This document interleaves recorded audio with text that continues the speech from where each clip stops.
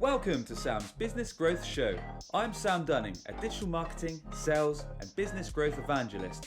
Tune in and subscribe today as I'll be interviewing business leaders, experts, and entrepreneurs from around the globe. You'll be learning their story, how digital marketing has helped them along the way, and exclusive tips and insights to help you skyrocket your own business. Welcome back to the show. I'm very excited and humbled today to be joined by the legend that is Jeb Blount.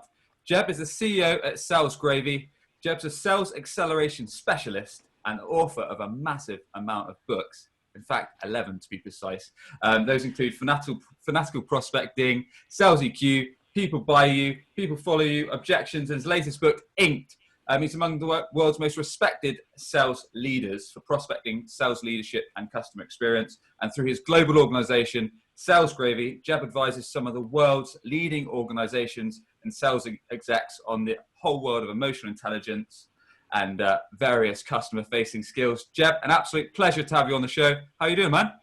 I'm doing great, man. Thank you for having me on. And I love that massive amount of books. Like that's what I'm going for. So I'm gonna change my bio and I'm gonna say he wrote a massive amount of books.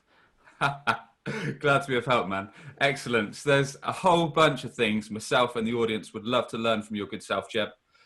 We want to learn your top business growth strategies. We want to learn how digital marketing has helped you along the way, along with your sales and marketing secret tips and insights that have helped you. But first and foremost, we'd love to learn a bit more about yourself, Jeb.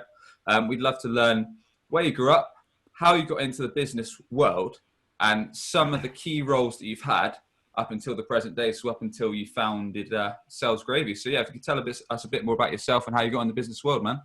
Sure. I grew up in a small town in the state of Georgia, in the United States, on a dirt road on a farm. And I went to a small school, and I got my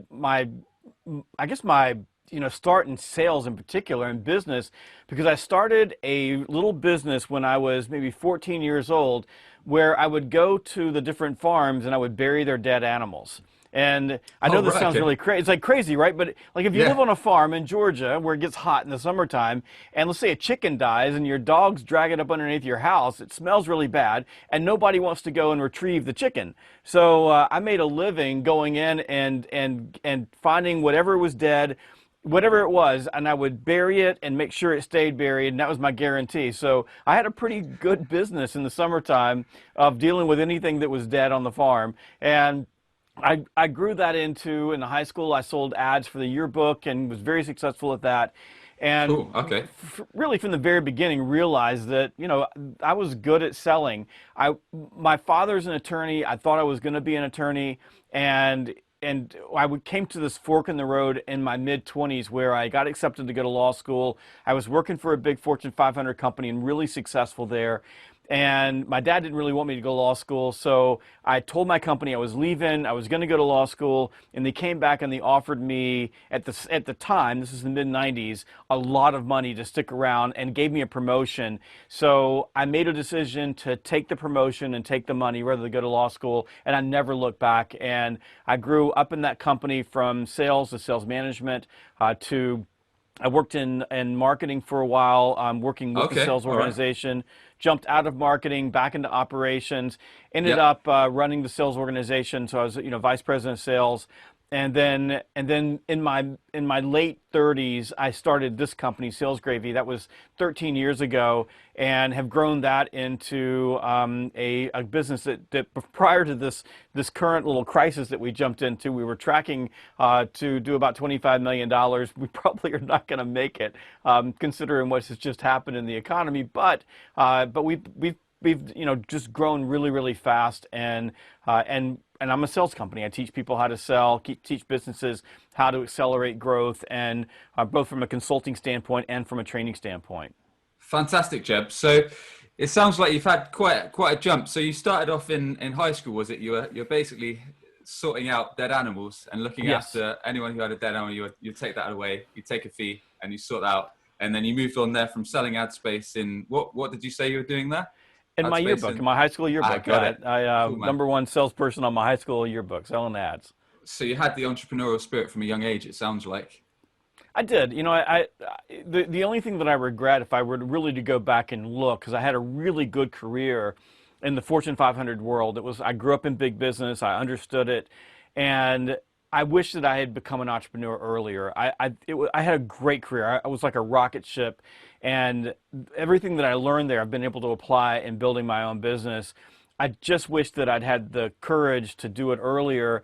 And some of it's, when you're making a lot of money, when people are paying you a lot of money, it's really, really hard to jump out, because when I did jump out of big business, I was making a ton of money. I lived in a big old house and, on the water in Florida, and suddenly I had to go make it on my own, and I didn't have any help, no secretaries, no jets, no anything.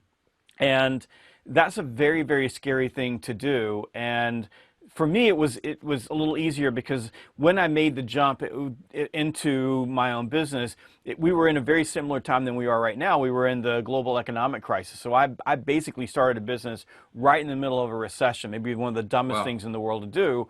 However, we also learned a lot, because we started in a recession. This current crisis that we're in really hasn't phased us. We've been able to move through it pretty well. We were used to it. We knew what to plan for. I mean, it's hurt us really poorly, really badly, but we're okay. Sure.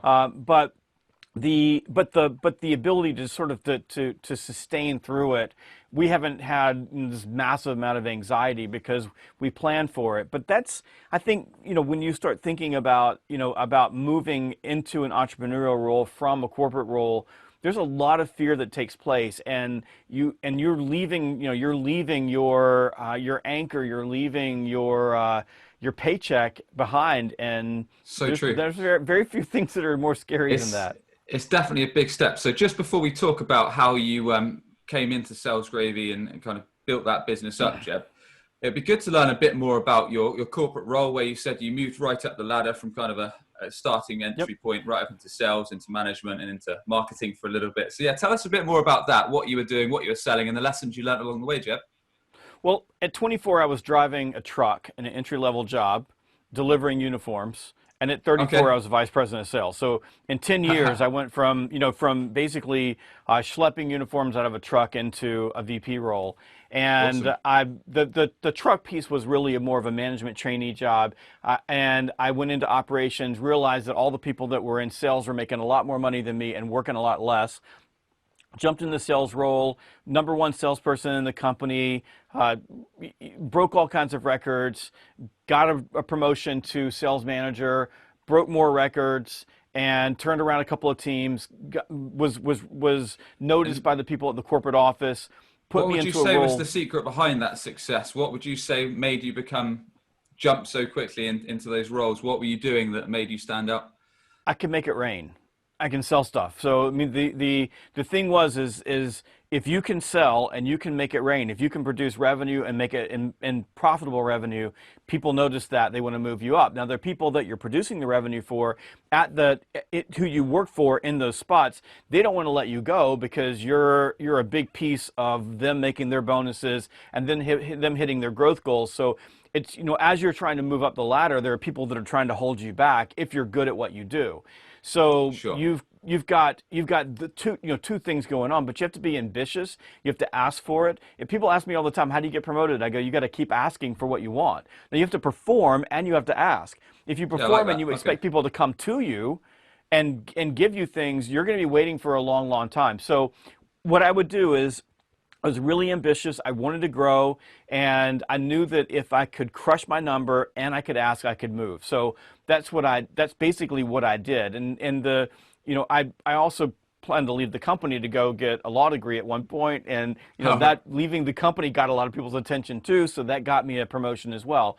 But it was also along the way volunteering for things. So one of the big breaks I got in my career was we were merging a few companies together. I had an organization that was running really smoothly, so I volunteered to be on the team to do the merger. And when I was on that team, I met all of these executives from all over the organization that I didn't have relationships with, and I was working hand in hand with them on this particular merger. So when I went back to my regular job, they knew my name. And that's a really important thing to do in your job, is you want people to know your name. Since they knew my name, when opportunities came up, my phone would ring and they called me. So one opportunity came up that gave me a really, really big promotion that was way over my head, but I got that because of the relationships that I built along the way. So I think that one of the things that I always tried to be was indispensable. So I would volunteer for anything. I worked as much as I possibly could. And as a leader, one of the things that served me very, very well was early on I had some pretty good mentors who taught me to become obsolete. In fact, that was the best advice that I got. Your job as a leader is to be obsolete. And I remember the first time a guy named Roger McKee said this to me, and I looked at him and said, well, if I'm obsolete, then they won't need me anymore. And he I was says, going no, to it ask, doesn't what work do you that mean way. by that, Jeb? He says it doesn't work that way. He says if you are a leader and you are obsolete, in other words, your team can move without you, the organization will Got it. always find something more important for you to do. And he was right. So I would create a team, make them so good, and then get out of their way. And then I could go volunteer for other things. I could go work on other projects. I had time to think and build and grow. And if you're doing those things for your organization, suddenly you're able to grow the organization. And it's not any different at Sales Gravy. When I first started Sales Gravy, it was just me. I was me in my flip-flops in my home office, banging the phone, like calling people, cold calling, looking for business. And 13 years later, I've got Keith Lubiner, who's our Executive Vice President, Jason Eatman, who's our Chief Sales Officer. I've got Carrie, who's our CFO. I've got great trainers who don't need me to babysit them. So they're doing all of these incredible things, and it gives me as the leader time to think. And if I've got time to think, then I've got time to think about what's the next thing over the horizon. And let me give you a great example of that right now.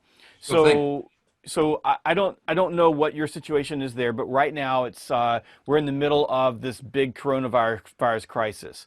This all kicked off for me beginning of March. So I was still on the road at beginning of March into February, but it sort of started happening.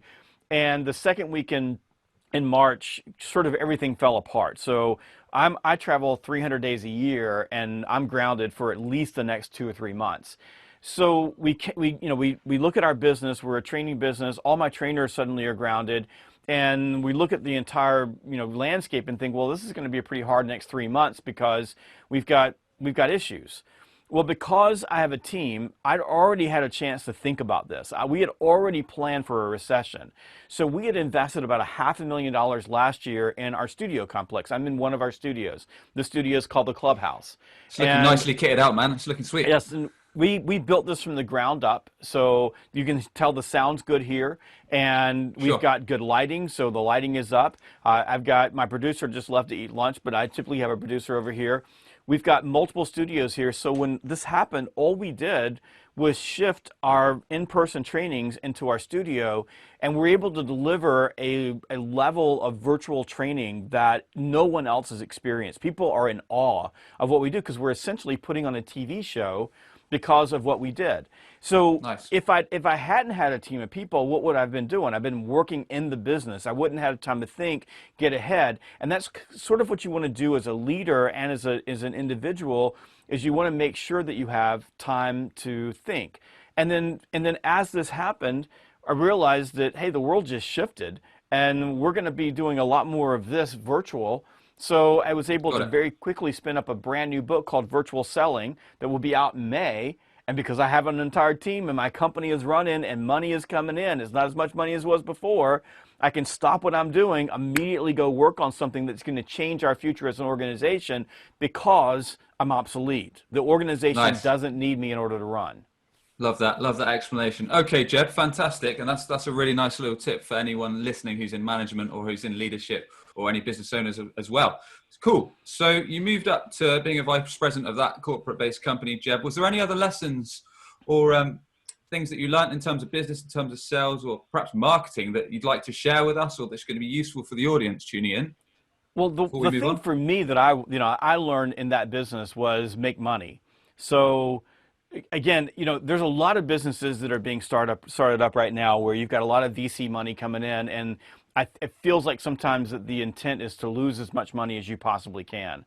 And I just don't subscribe to that. Businesses are built to make a profit. I understand that people get rich that way. I understand that that's part of the whole internet economy is you start businesses that don't make money. However, again, in a situation like this where suddenly everything has changed, right? The tide is going out.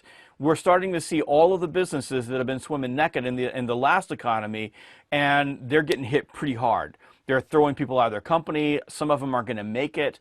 And we can start seeing that capital is starting to move the organizations that are able to generate a profit. So that is my primary job, is to create a profit as an organization. And then with that profit, create jobs, take care of people, make sure all my folks are okay. And because I'm a profitable business, one of the things that we were able to make a commitment to during this crisis is that none of our people are going to get laid off. Nobody's going to miss a paycheck. It's going to hurt. It's going to suck because we don't have as much money coming in. But because we ran our business well, we focused on the basic fundamentals of running a business, we're able to do that. And I'd say that of the time that I spent at this company that I worked for, a company called Aramark, the one thing that I learned was the basic fundamentals of business, how a business works, what to do with a business, how to make it, how to make it profitable, how to make it grow, and how to do things that make sure that your business is going to last over the long term. So whether it's sales or business, or you're an entrepreneur, or you're starting up a company, or you're working in a company that's been around for a long time, you're doing digital marketing, there are basics and fundamentals that you absolutely must follow. And if you follow those basics and fundamentals, if you practice them, if you adhere to them, you're going to be okay.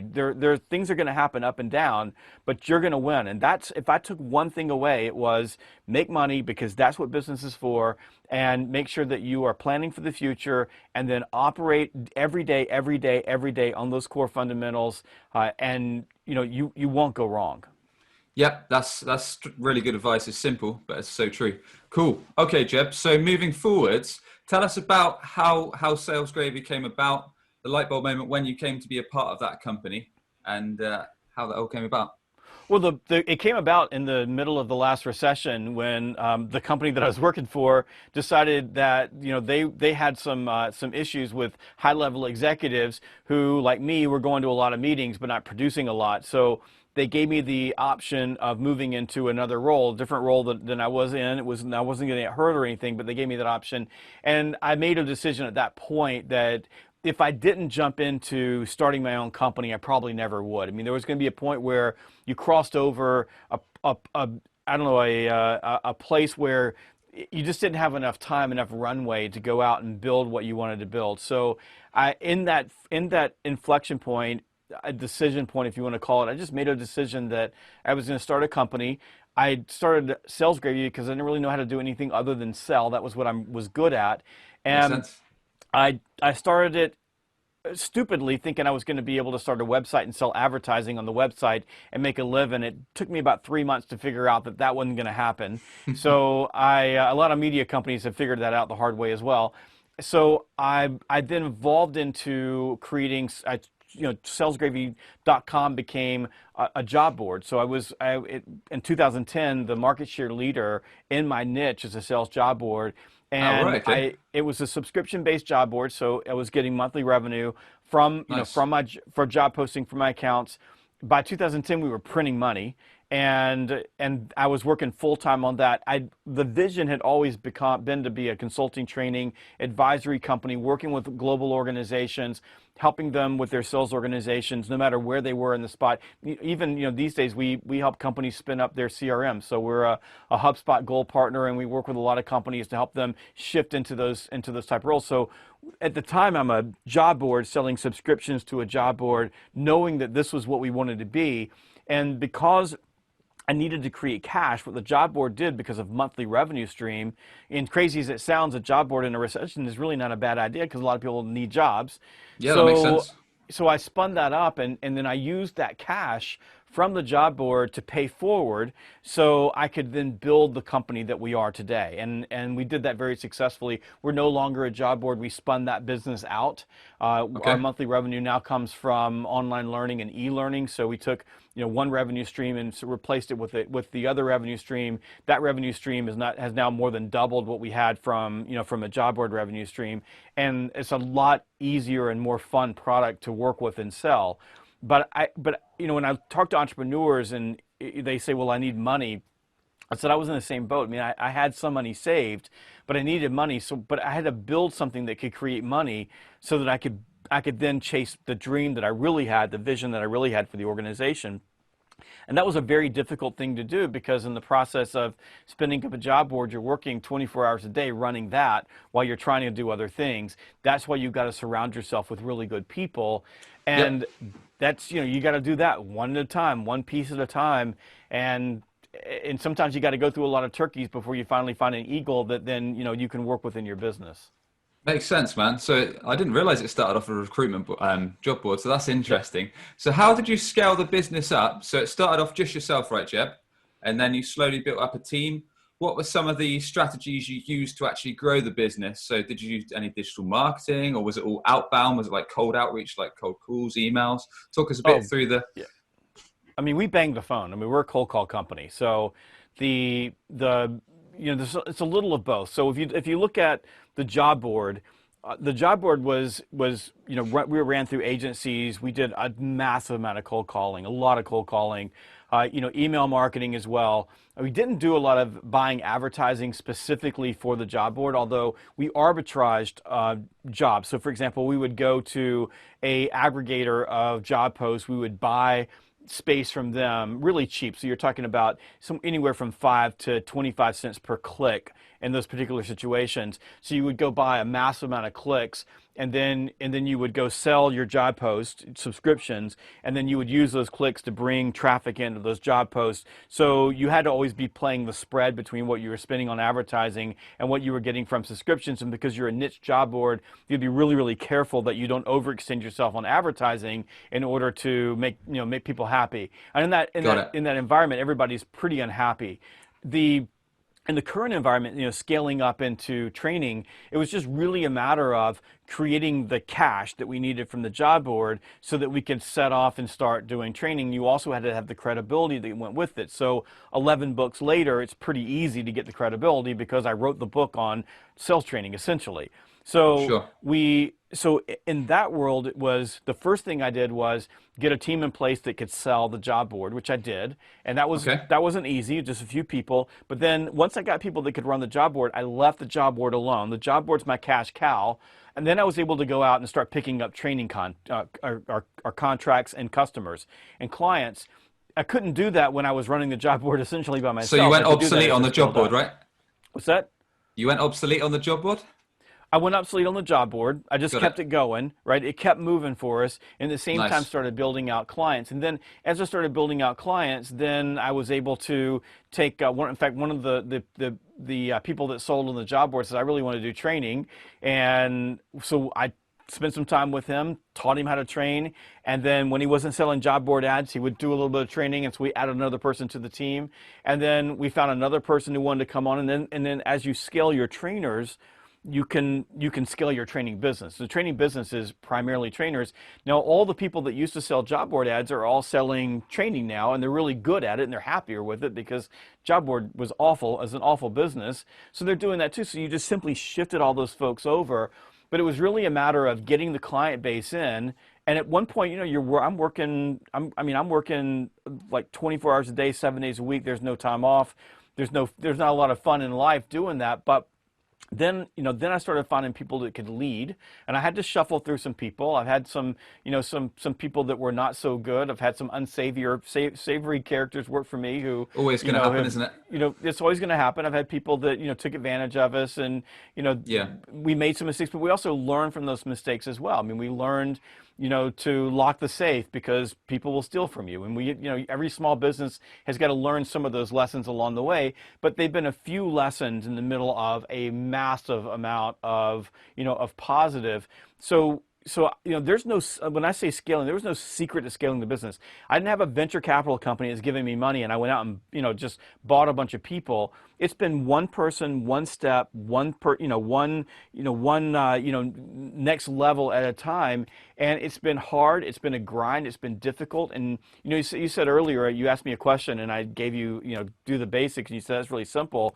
But I can't tell you it's been any different here. It's really simple. Work your ass off, right? You grind every single day. You know Yep. where you want to go. You have a desire to get there. You have goals to get there, and you're willing to sacrifice a little bit of happiness right now in order to hit that future. And then when you find really good people, you bring them on, and then you work your ass off to make sure that those people are busy and they've got an income and you can support them. And then when you get them, you bring another person on. And pretty soon you start attracting people in, and you're able to then have a team of people. And I've got a really amazing group of people at Sales Gravy who just get it. They're practitioners. They understand it.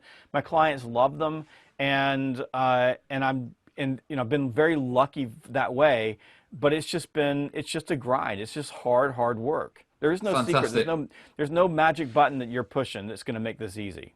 No, and I'm glad you're keeping it so real with us, Jeb, and not spouting any BS, and just showing us that it is about hard work. It's about steady growth, getting the right people in and taking the right steps, and then making sure everyone else puts the work in and working with your team. Awesome. So are there any particular highs or lows that you've had in your business, Jeb, that you could perhaps share with us? Some real high points and some low points and how you overcame them?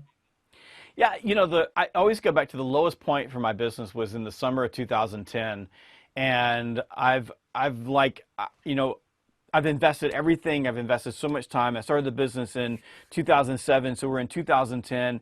It's really just me. My wife was just beginning to join the business because she realized how hard I was working. She was leaving her professional job to come work for Sales Gravy, and we were making that transition. And I basically put everything on the line for the company. And my job board at that point was everything. It was producing my revenue, and we were doing really, really well. And the website broke, and it went down. It went down for a week, and no one could figure it out. And a week, we were gone for a week. And I've got customers that are paying me, phones ringing, down, like completely down. And my web development team here in the U.S. broke it and couldn't figure out how they were going to fix it. And so I'm running a subscription. I'm running a subscription-based job board where we're building people's credit cards. So if it's not up, the billing isn't happening because it's not telling. It was awful. It was the most horrible, gut-wrenching business experience I've ever been through in my entire life. Utterly horrible. I didn't think we were going to survive. I didn't think I was going to survive. I mean, I was just in, every night just in tears, and I couldn't make it happen. Well, we fixed the thing, and I made a decision right then and there that I was going to go get a new group of people to work with me on my web team, and I did. Yep. And I've never looked back. I've had the same people in place since 2010. They're my family. They're amazing. They keep us up and keep us running. And they're not in the U.S. They're in India. So I love those guys. I just went and saw them over in Delhi. Nice, dude. I made a big decision there. And then a high point would be, the biggest customer, longest term customer that I have in 2011, and this happened to me twice. So in 2009, I closed my first enterprise company, and it was a miracle. And that was the thing that in 2009 I needed that because I'd gone almost 2 years and not really made any money. But in 2011, I closed my biggest customer, still my customer now. And that particular customer and client was the stepping stone that we needed to really expand, because they gave us an ongoing revenue base that we could work on, and they were a great company, great customers, still are, love them to death. And I can't imagine what would have been like if we hadn't picked them up. And then from there, once you get one and you can grow one, and then you can build your team out, then you can expand from there. I mean, that's really the test, is once you get that anchor client, can you move? A lot of people don't. A lot of people, and right now there's a lot of people in my space that are dying because their entire business revolved around one or two customers versus a wide array of customers. So, immediately once we got that customer, we realized that that's going to be your biggest risk if you don't expand. The more customers you have, the more you're able to de-risk the situation, and the more ways you serve those customers, the more you're able to de-risk. So, solid advice, yeah. So highs and lows. Got it, man. Well, that's a nightmare. I'm ashamed we weren't around then to sort out your website, but there we go.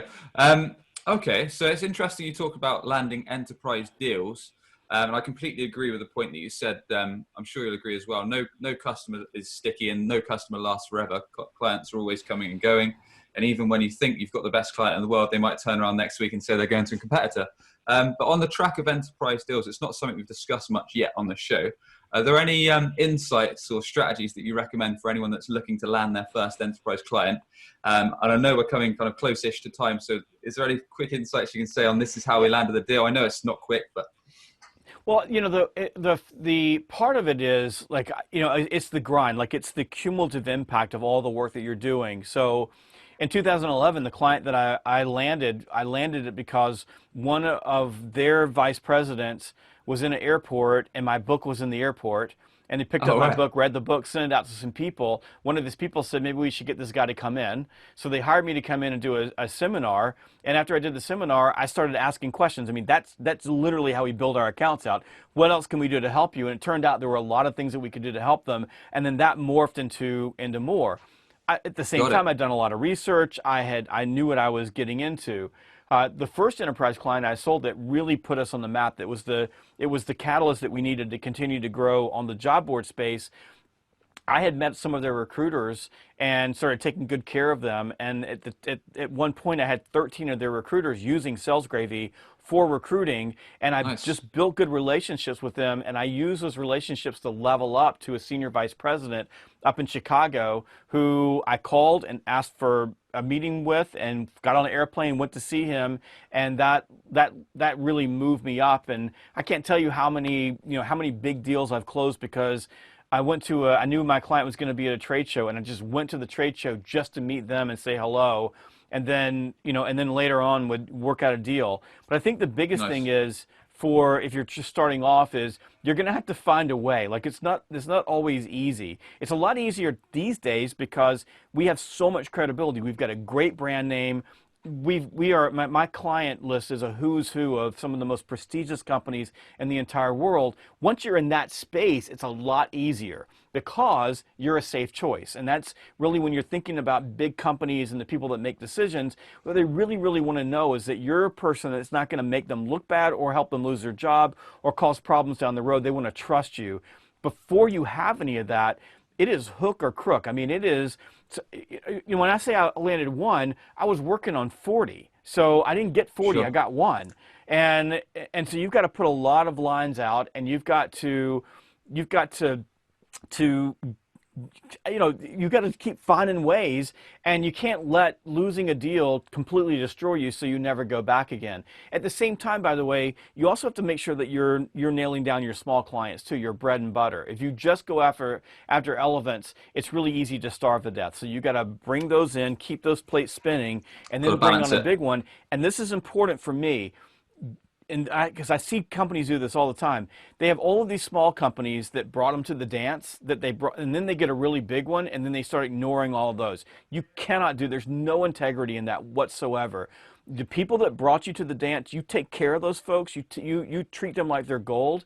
And I promise you, the universe will reward you down the road for that. But do not trash the relationships that you built just because you find something that's bigger. And that's just my advice to people who are entrepreneurs and starting their businesses. Love that. Really like that advice, Jeb. Fantastic. Okay, well, you've given us some awesome insights so far. On this show, Jeb, we love to take the angle of how digital marketing's helped you. So is there any particular digital marketing channels that you've had success with on Sales Gravy, or any that you'd recommend for anyone tuning in? My number one is email. From the very beginning, I've built my platform on email. So when I started the company, I had 12 emails, and one of them was my mom. And today, my email list is moving towards 1.3 million. So I use HubSpot as my marketing platform. So that's my core platform. I've been with HubSpot since 2009. I said earlier, we help companies make the transition to HubSpot CRM, which I believe is hands down the best CRM for small and mid-sized businesses. Period. And because I'm an evangelist, I became a partner because of what they've done for us as a company. And so with HubSpot, we're able to use a bunch of different channels, but primarily for me, it is email. I don't do a lot of advertising. I don't buy a lot of advertising. I do every once in a while on a Facebook, or sometimes I'll buy some AdWords, but primarily I go there, and then I leverage my social channels. So I've got a pretty large platform. It's not massive. I mean, I'm not like a huge, massive number, but I've got a lot there. So There's a lot of discipline that comes with social media and working in social media. Advertising is a piece of that, like buying digital advertising specifically. But I think more with social media is great content, good cadence, and then consistency. So being there all the time. And then Gary Vee says this all the time, and I believe he's right. And I try to follow his advice, and that is you got to love your audience. You've got to comment on things. You got to talk about things. You got to like things. You got to be there. And it's a full-time freaking job. It's just it's terribly expensive. And I've got 3 people right now on the other side of that wall who cost a lot of money to have on the other side of that wall. Part of their job is full-time social media, creating content. And then for me, the number one, we use a lot of video, work on our website, those type of things. But for me, Sure. the number one marketing tool that I have is my books. That's number one. Because when people either download a book, read a book, listen to a book, and they see it, that creates fans, it creates credibility, and that makes the phone ring. So for me, the books are my lead gen. My biggest lead gen that I have is a book. So That's really I put a interesting. lot of effort into that.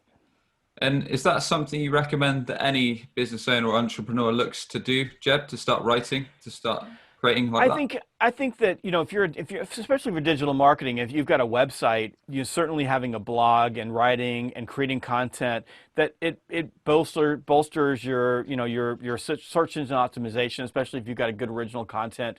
It certainly will move you up. It gives you stuff to post. So SEO is one thing, but getting eyeballs in. So if I've got a really compelling article and I can post it on social media and share it with people, that's a really nice thing. If I've got a really compelling article and I can put it in a newsletter, that's a really good thing.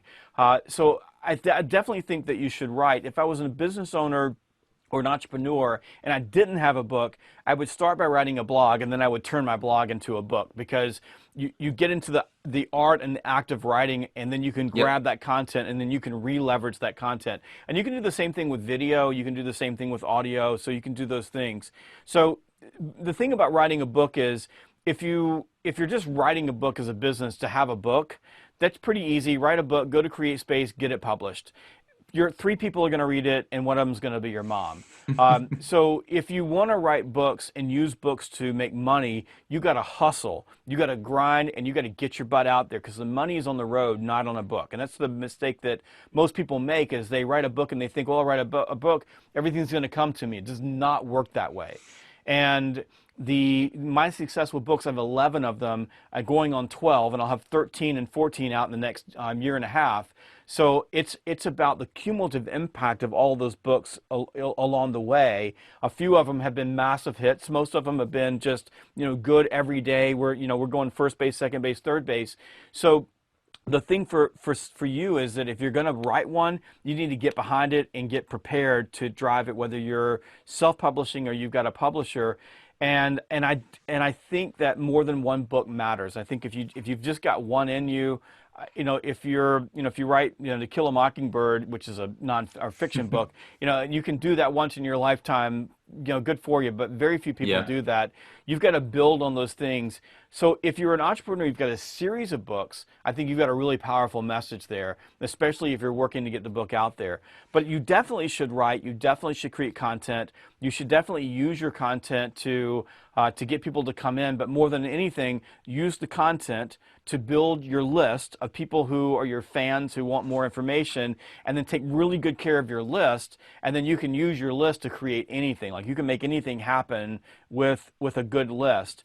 And that doesn't mean that you can't buy advertising to bring people in. So you could do a webinar, buy advertising to have people come into, say, a webinar that that's always running, so they have to put their email address in. You could create ebooks that people can come in. If you're an entrepreneur, best thing you can do is just go hire somebody to build those things for you, because you'll get a lot more done faster if you do that way. One of the lessons I've learned is trying to do them on my own.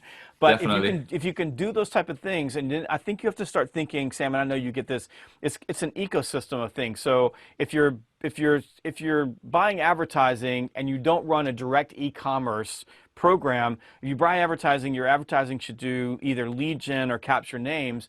That's going to cost money. So then you've got to be able to use that in an appropriate way. And you want to get media, you want to get people that are coming in that you don't have to pay for, people that are coming in that you do have to pay for. And then you have to have a content ecosystem around everything that you're doing in order to create basically a magnet of people who want to come to you. Sure.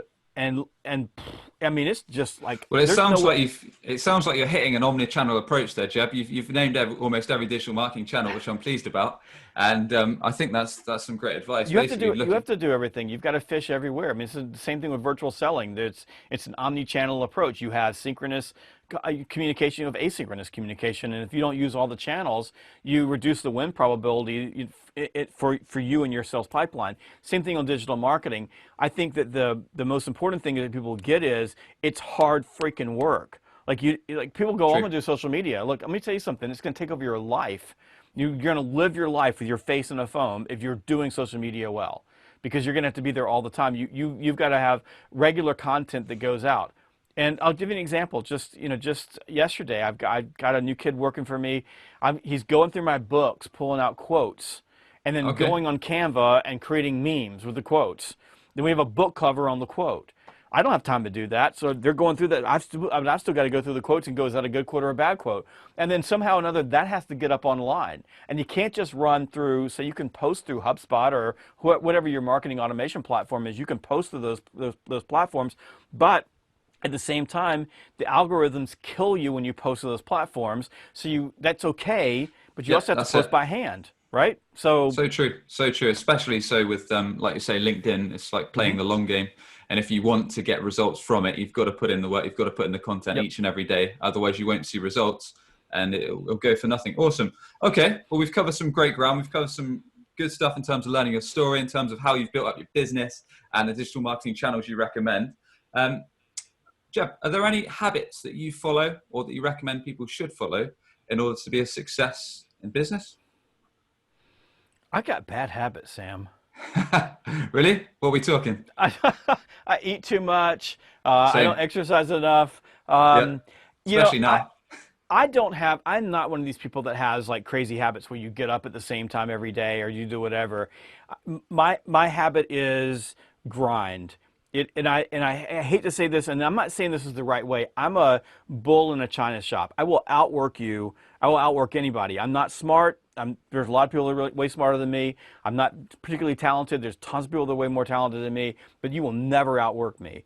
So my biggest habit is that I just get up every day and I've got a list of what I'm trying to accomplish. I've got a good vision for the future. I usually have pretty good goals, and I just go after it, and nothing stops me. So I think that for me, it's not so much a habit; it's a trait. Just the one thing that people ask me all the time, what makes you different or what have you. I'm just relentless, and which, if you're married to me, is a very, very tough thing to be married to. But that's me. So I don't have I can tell you, if you're a salesperson, I can tell you, get up every single day, front load your day with impact. If you're a leader, I can tell you, get up every single day, and the first thing you need to do is be talking to your people, not having your head in a computer. As an entrepreneur, I can tell you, you need to figure out what you need to grind on in your business, because it's going to be different from you and different from me and different where we are. But there's nothing in the world that takes the place of busting your ass every single day and working really, really hard. And if there's one thing that I do, that's it, versus some really weird, the 7 habits of happy entrepreneurs. Yeah. I know what you mean. Getting up at 4:30 a.m., going to the gym, going for a run, and then you're ready to do the day. Cool, man. Well, I'm glad you're keeping it real, and you sound much like myself. That would be I dream about getting up at 4:30 in the morning and going to the gym and going for a run. And like this morning, I went into my gym. I got up and I went into the gym and I did one little set of bench presses and went, screw it, I'm going to work. So get a coffee, get a donut. Let's start work. That's exactly right. Cool, man. Awesome. So it's been great. Everyone, you've been listening to, or you've been tuning into Sam's Business Growth Show, where we sit down with business leaders, experts, and entrepreneurs from around the globe. We find out their story, how digital marketing has helped along the way, and their exclusive tips and insights to help you skyrocket your business. Jeb, I'd like to ask everyone on this show, if you could thank just one person, either dead or alive, for having a positive influence on yourself and your career, who would that be and why? I would thank my mom. I think my mom has had the most positive influence, and my dad too. There's no way you pull them apart. They're different people, but my parents overall, they've had the most positive influence in my life, and more than anything, they made sure that when I got out of college, that I didn't have any debt. And as a young person, that was a huge lift up, and that was a lot of sacrifice on their part to make sure that happened. So to my parents, you're the most influential people in my life. Awesome, dude. Excellent stuff. And Jeb, how can people get in touch with you? Tell us a quick snapshot of your business and the best way people can connect. Absolutely. You can get with me. You can connect with me at jebblount.com, BLOUNT, jebblount.com. The best way is salesgravy.com. So just go to salesgravy.com. You can find everything I do there. And you can get my podcast. It's Sales Gravy. On any channel, go to YouTube, youtube.com/salesgravy. I'm on Twitter at salesgravy, Instagram at salesgravy, Facebook at salesgravy, and then on LinkedIn, it's pretty easy. Just type in my name and you'll find me there. It's all gravy, baby. The show is sponsored by webchoiceuk.com, helping businesses skyrocket their leads, sales, and brand positioning with results-driven digital marketing, SEO, conversion-focused websites, and mobile apps. That's webchoiceuk.com. Jeb, it's been an absolute pleasure. Thanks so much for coming on. Thank you, sir. Appreciate it. Subscribe today for more digital marketing, sales, and business growth tips from the experts.